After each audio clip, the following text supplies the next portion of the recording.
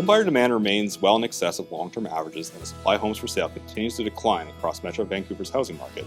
Let's take a closer look. Realtors registered about 3,400 home sales on the MLS last month.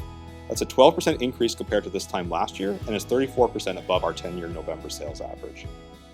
With such a strong November, we expect home sale totals to end the year at or near all-time records in our region.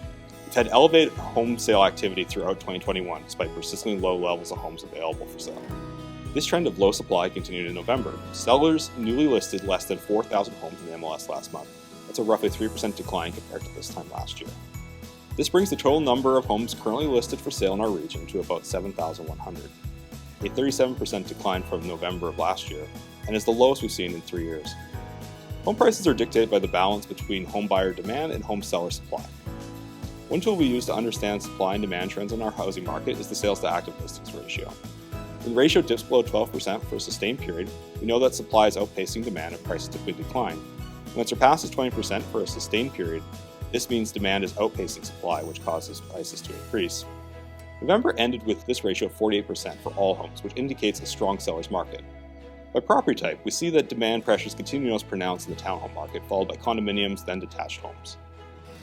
This means all housing types are seeing upward pressure on their prices. The MLS HPI benchmark price for all housing types in Metro Vancouver today is $1,211,000. This is up about 16% over last year and is up about 1% from last month. By property type, you can see that both detached home and townhome prices have increased more than condominiums over the past year. The imbalance between supply and demand, coupled with some buyers wanting to use rate holds on lower rate fixed-term mortgages, is keeping upward pressure on home prices in this traditionally quieter time of year for the market. With the new year around the corner, it's critical that the supply crunch remains the focus of addressing the housing affordability challenges in our region. For further housing market information, go to the Market Watch section of our website. For the Real Estate Board of Greater Vancouver, I'm Keith Stewart.